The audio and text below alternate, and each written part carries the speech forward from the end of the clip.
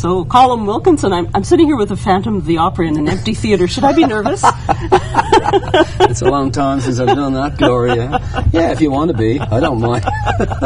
But you are a busy guy, and now you're also a doctor. Oh, yeah. Ryerson made me a doctor of law on the 18th of October. That was an amazing day. I mean, they just did such a great job and made us feel so welcome. And it was such an honor to be with 350 students. And Sheldon Levy, the guy, and his staff, they just make those students feel so special. And they made us feel so special. It was just a fantastic day. I'm just really honored. And I understand you'll be doing some work with students now that you have a degree. Of course, yeah. They've asked me to come back and talk to the kids and, share my experiences with them, which I'd be delighted to do. Which I just want to say, the guys, my kids afterwards at the dinner roasted me, basically. They did a complete roast. And one of the lines they used, they said, he's the only guy we know who got in a fight over an anger management book. So they did things like that, and I got an email from Tricia, from Ryerson, to say it was the best doctor dinner they ever had, the best fun they ever had. So there you go. So you don't have a sense of humor at all? No. But the kids also said, I swim every day, but let's face it, floating isn't considered a stroke. So they did a complete roast. Yeah, it was a great day. How many kids do you have? I have 4, 2 girls and 2 boys, and I'm really proud of them. They're doing fantastically well. My daughter Judith, my daughter Judith actually became a doctor about 2 months ago. She did her PhD, her dissertation on Samuel Beckett, and they said it was the best dissertation they'd ever read, ever, and she should publish it right away. So I'm really proud of her. Yeah. Fantastic. Mm-hmm. Now, most people... Switch. What's that? Yeah. Now, most people, of course, know you for your role. You were the first Phantom in Toronto, and of course, you originated the role of Jean Valjean in Les Mis. Yeah. And but a lot of people don't know that aside from theater music, you do a lot of different styles of music. Yeah. Well, I started with jazz and rock and roll and blues and stuff like that. That's where I originated from, and I still like to do that. And so we're doing a concert tour. I haven't done a tour for about 3 or 4 years, so I'm going out on the road with a concert tour. And doing that kind of music. There will be Broadway stuff obviously involved. The Bring Him Homes, which was written for me, and the Phantom of the Opera stuff, and Some Enchanted Evening. Those great sort of Broadway songs. But we will be doing stuff like Hallelujah, the Leonard Cohen song, and Folsom Prison Blues. I got my mojo working, and some of the Irish stuff, Danny Boy and Whiskey in the Jar. It's a complete informal evening, Gloria. It's about clapping your hands, having a great time, dancing in the aisles, whatever you want to do. I love that kind of participation, audience participation, and so that's the way we do it. Fantastic. And where are some of the cities you'll be performing? Can I read it? Because I can't remember. We're actually in Ontario. We're in Oshawa. We're in Mississauga, the Art Centre. We're in Peterborough. We're in Hamilton, place in Hamilton, Ottawa, Kingston, and we're actually, some of them are sold out already. 5 or 6 of them sold out already, but they're all Calgary and Medicine Hat. Did I mention Medicine Hat? No. That's a place I'm looking forward to being in. Calgary is the other place, but Medicine Hat is just the name. I want to have it on my CV that I actually played in a place called Medicine Hat. Yeah. Well, they'll be lucky to have you, and that's your Christmas tour. That's a Christmas tour, yeah. There's a lot of Christmas songs. Sorry, I forgot to mention that. We're doing, Oh Holy Night and Silent. And I've got 2 great singers, Susan Gilmore and Patricia O'Callaghan, with me, and a wonderful band. And it's just about 20, 30 songs. So it's going to be a great night. Fantastic. Sounds like a great show. Yeah. Now, recently, you've been filming the movie that's coming out shortly, Les Miserables. Mm-hmm. And you're, of course, you originated the role of Jean Valjean, but what role are you playing in the film? I'm playing the Bishop of Digne, Monsieur Myriel, I think they call him. I'm playing the Bishop of Digne. He's the guy who gives Valjean the sticks, the candlesticks, and sort of says, I'm giving you these now, and I've sort of saved your soul from the devil, and now you've got to do right. And he sets him on the path of righteousness. And Valjean kept those candlesticks with him until he died. And it's for me, it's sort of a full circle situation. I'm handing him to Hugh Jackman and handing the baton to him, basically. And away you go, Hugh, and play Valjean. So it's a full circle for me. It was a marvellous experience working with those people. I have such admiration for the work ethic of those, that kind of discipline, making movies, since I've been on that. I mean, I did Tudors and I did other TV things, but to do a massive film like that was a marvellous experience. Tom Hooper is directing it. He's the guy who did The King's Speech, and he has sort of opened it up cinematically. So we went onto a cross arch, and in a theatre, you go to a theatre and you can do so much in that confinement. But he opened it up with the camera. He did location work, and he just brought more Hugo back into the story. So I believe it's looking fantastic and it's sounding great. It's coming out on Christmas Day on the 25th, I believe. Beautiful, beautiful. Yeah, now, what was it like working with Hugh Jackman? Hugh Jackman is this extraordinary guy. I mean, he made me feel so welcome. I have to say, sort of modestly, or immodestly, they were very, very delighted to have me there. And he used to call me the boss, And he said, basically, I'm miming, he's singing all the stuff, really, This is what he was saying, the Valjean stuff. But he is, if he has a call for 6:30 in the morning, he's in the gym at 4:30. That's the way he works. He's just non-stop. And Annie Hathaway was the same. And they have this work ethic that I was absolutely astonished with. Difficult to do. You come on to a set, you work for 20 minutes, and then they set up another angle, and you work again for another 20 minutes. And to me, I walk on stage, and I do 2 hours. That's it, and I just build emotionally on what I do on stage. But the stop and start situation was very difficult. Trying to sing outdoors was difficult. But I believe it looks great and it sounds great. Fantastic. Yeah. Describe that scene to me where you were talking about Anne Hathaway sitting between you and Hugh Jackman, and what she said. Oh yeah, she said that she had one of her dreams was to sit between Hugh Jackman, listen to Hugh Jackman singing, and myself singing at the same time. And for her to sit in between the two of us singing was one of her musical dreams of all time, which was very, very nice. She's quite a good singer, by the way. She does a lovely job, and I Dreamed a Dream. She really does a nice job, and a tremendous actress, and such a nice woman. Call me Annie, she said. She's such a lovely person. Yeah. Fantastic. They were all great. Colin, what do you think it is about the story of Les Mis that people, I've sat with people who have seen it 5, 10, 20 times, they still cry, they're still there emotionally with the story. What is it that draws people into Les Mis? I think it's just the redemption, and I also think of a character and I also think people sort of gravitate towards, strange enough, we live in a very hard, sort of tough world, but people gravitate towards spirituality. They gravitate towards people trying to overcome obstacles, and that's what everybody's trying to do in everyday life. And to see this guy come from where he was to where he ends up is an amazing journey.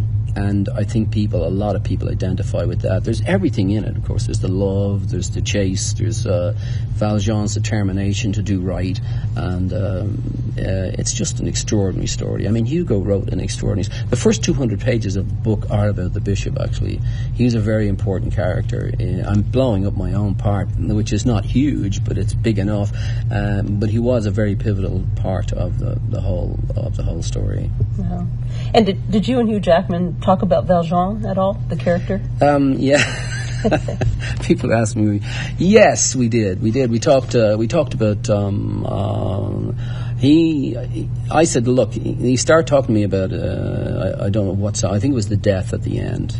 How long I wait in the shadows, that part. And he was saying, I'm finding that difficult to do and whatever. And he was talking. And I said, look, I'm not going to be so presumptuous as to start telling you how to sing. I'm not a singing instructor. I'm just a singer. And I said, but if you want me to tell you how I've done it and how I did it, he said, I'd love to. And he said, feel free to tell me anything you'd like. I'd love you to talk to me about this part. So that was very nice. So I was just saying to him, and like I say to all the kids that talk to me, please do everything with your own interpretation. Don't copy. Don't try to be like me doing Valjean. Don't try to be like Hugh Jackman. Do your own interpretation. Do an honest interpretation of the lyrics, do an honest interpretation of what you're doing, walk the line, be honest and truthful to yourself and to the part, and interpret it in your own original way, and that's the way you will capture it. Don't try and do covers of other people, because you will never be original and you'll never capture the true emotion of the piece that way. So I said, do it your way. Do it your way, the way you want to do it, and sing it the way you should sing it, and the way you feel emotionally at that particular time. So he was stunned. Were you surprised, as many people, myself included, are, at how humble Hugh Jackman is, despite his great stardom in film? Yeah, just incredible. And them all, actually, not just Hugh Jackman. Annie Hathaway ran up to me and threw her arms around me the first time she met me. Said, "Oh, I'm so delighted you're here." You know, I mean, I go, "Pardon?" I was looking around. Call me Annie. I said, I didn't recognize her because she had all her hair cropped and she was quite thin. She'd lost a lot of weight for the part of Fantine. And I was looking at her, and I'm not a huge movie buff, you know, and I'm looking at her and saying, who is this woman? And then I said, "Oh, isn't she Anne Hathaway?" She says, "No, call me Annie. So anyway, yeah. And Hugh Jackman was great too.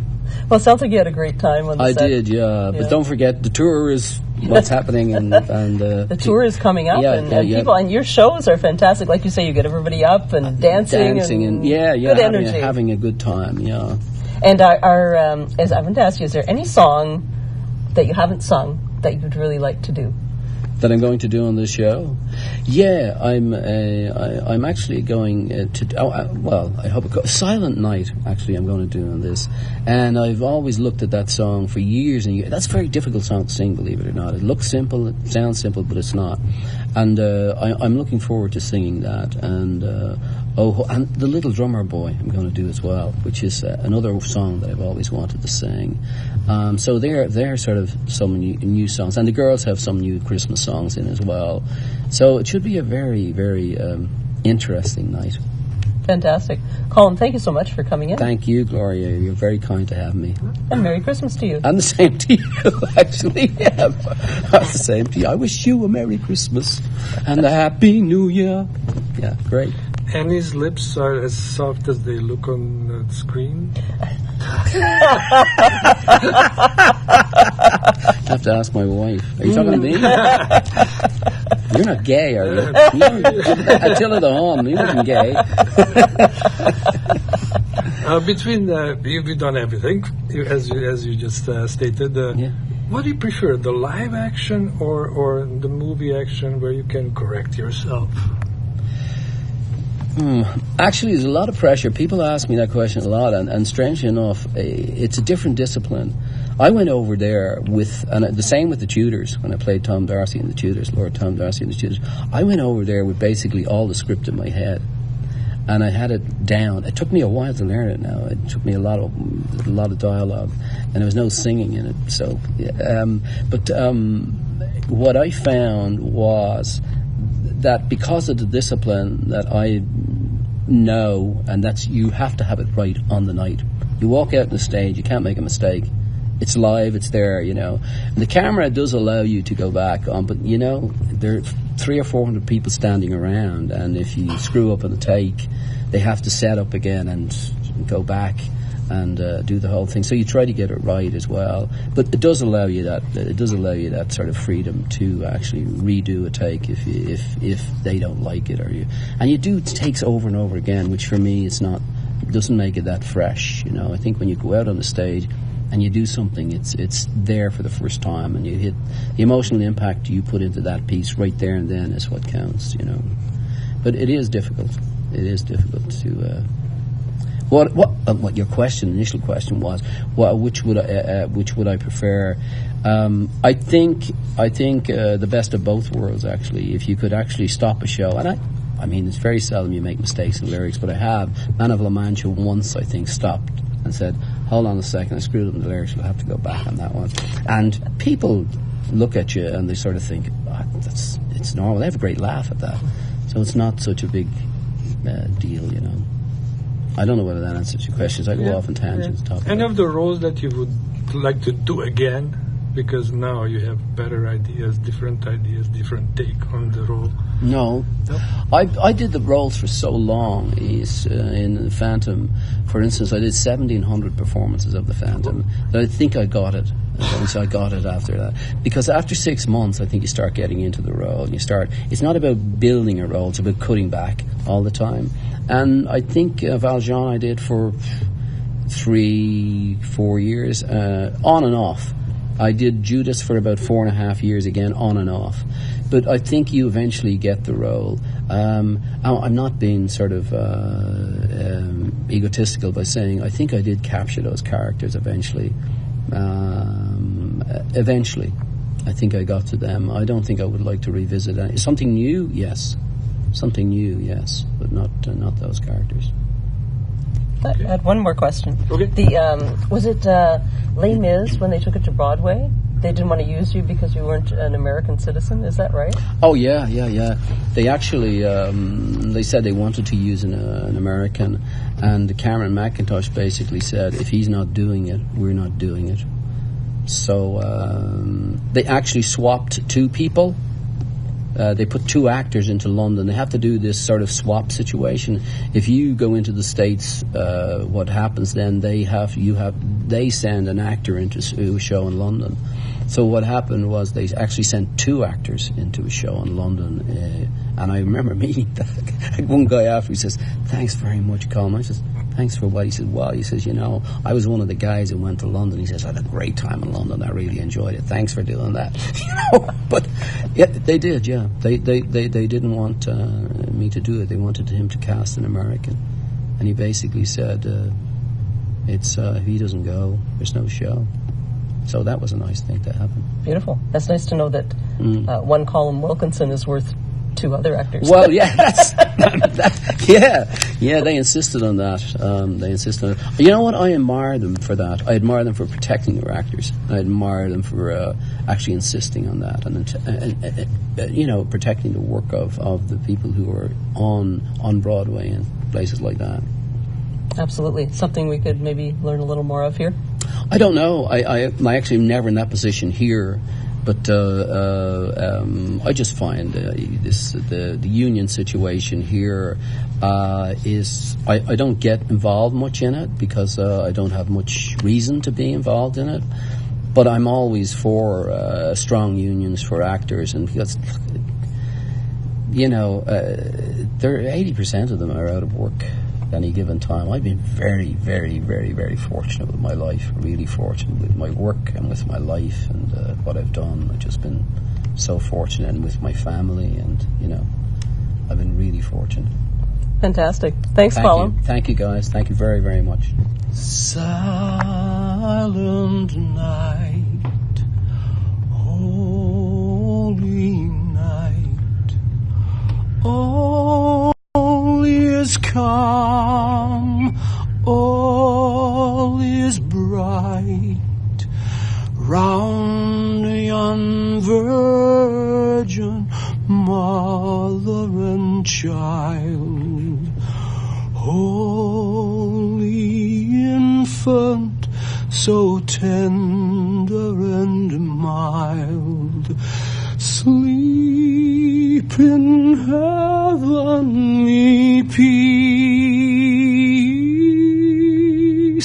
sleep in heavenly peace.